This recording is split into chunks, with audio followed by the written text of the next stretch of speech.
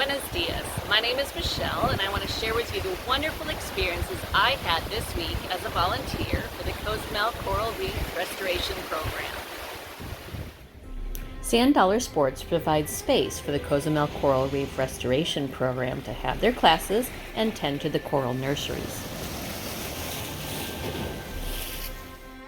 Dr. Yerman Mendez started the program in 2013 to help protect and restore the Cozumel reefs.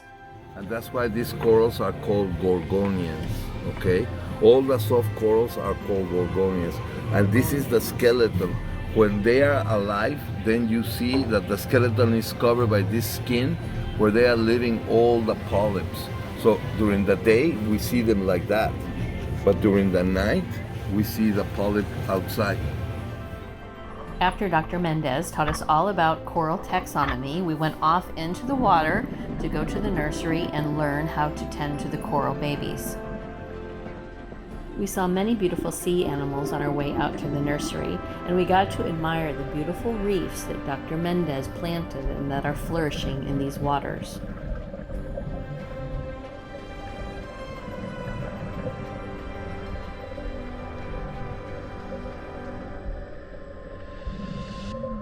Dr. Mendez was great about reinforcing what we learned in class, such as this flamingo tongue snails that eat soft corals and must be removed.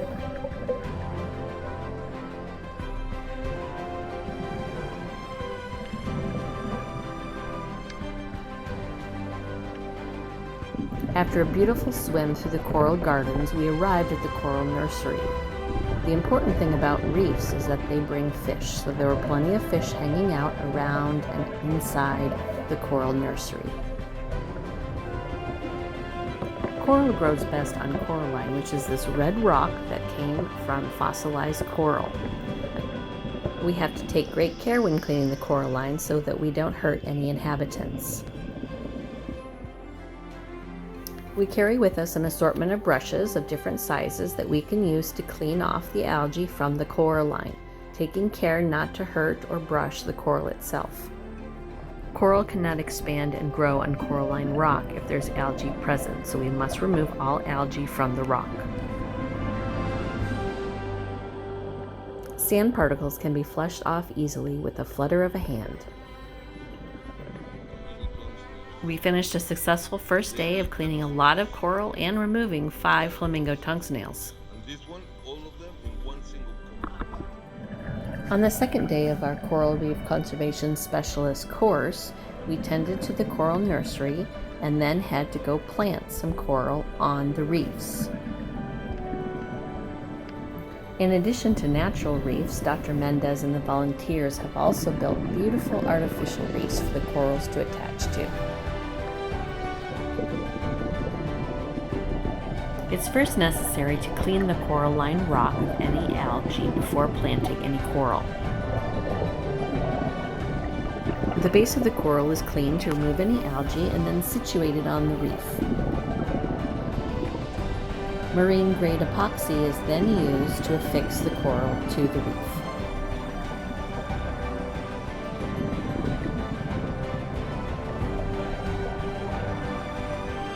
This is the coral baby that I planted. This course also taught me how to better differentiate between sponges and corals, like this sponge with the brittle star inhabitant. The rest of my volunteer time included cleaning a lot more coral and also removing the sunshades. The ocean temperature had fortunately gone down a couple degrees Celsius, so we could remove the sunshades because the coral were no longer at risk of overheating.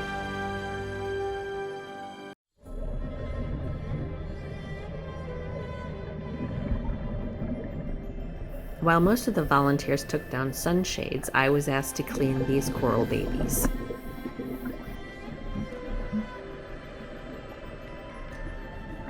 The volunteers first cleaned the shades and then had to swim the frames and the shades back to shore. I took time before and after each dive to enjoy the beauty of the reef and to feel proud that I am helping in its success.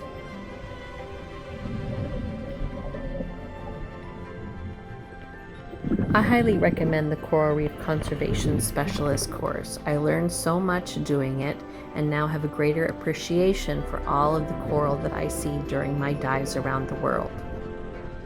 I encourage any certified diver to volunteer for the Cozumel Coral Reef Restoration Program. I learned so much from Dr. Mendez, and I'm grateful that I was able to give back to a sport that has brought me so much joy.